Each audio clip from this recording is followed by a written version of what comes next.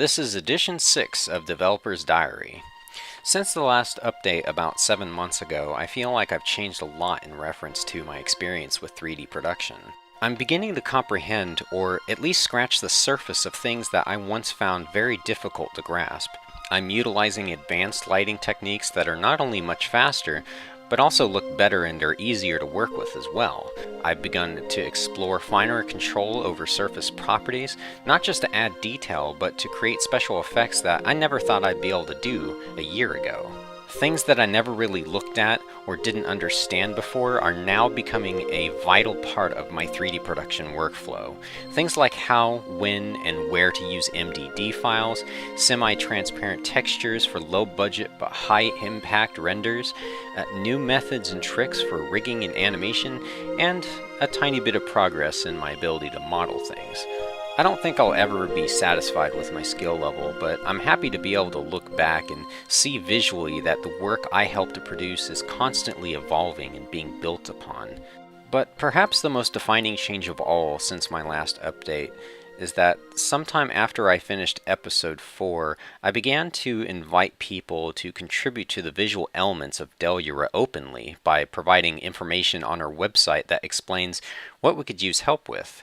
This is something that I've previously found very intimidating to do, but since that time, about 7 people have pitched in, and that's about 7 more than I was expecting. I didn't think anybody would be remotely interested, especially since my work is so rough around the edges still. The idea of being able to shave months of time off the production of a single Delura installment through delegation of tasks is very exciting. Introducing varied talents opens up so many possibilities. I consider myself weak when it comes to modeling, so when I can pass off a modeling job to someone who is good at modeling so that I can focus more on animation, the sum of the parts becomes greater than the whole. That said, my experience working with contributors thus far has been surprisingly positive. However, I began to realize that my production workflow for Delura is very poorly suited to visual collaboration.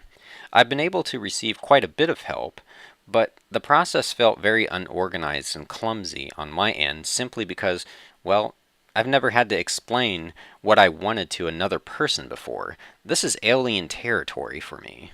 The biggest problem revolves around digging up tasks to work on and explaining those tasks.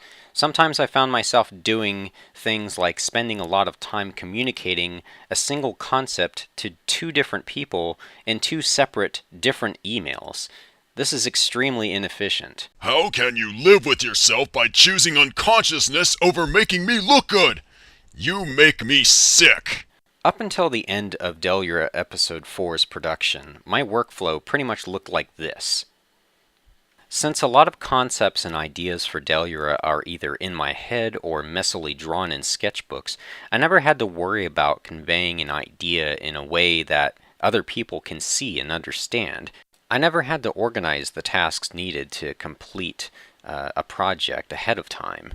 I just kept working until I felt I was done. Obviously, this isn't going to work if I'm going to be working with other people. So, over the coming months, I'm going to be putting in some effort into figuring out just how to work better with others. By this, of course, I mean telecommuting.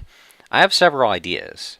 One, if I'm opening up Delura to collaboration, it needs to be easy to get into. The person interested in contributing should be able to choose what they want to do instead of having to ask for it via email to find out. I think it'd be a hell of a lot more convenient for both myself and the contributor that way. 2, information needs to be written down and centralized. This could be achieved via a forum or simply creating a web page containing the information about what needs to be done and what the requirements are. There might be other ways that I can do this, but I'm still looking into it. And 3, the minor details about how things are done need to be fleshed out. By standardizing things such as explaining what I consider to be high or low detail, it should theoretically help to expedite the communication process.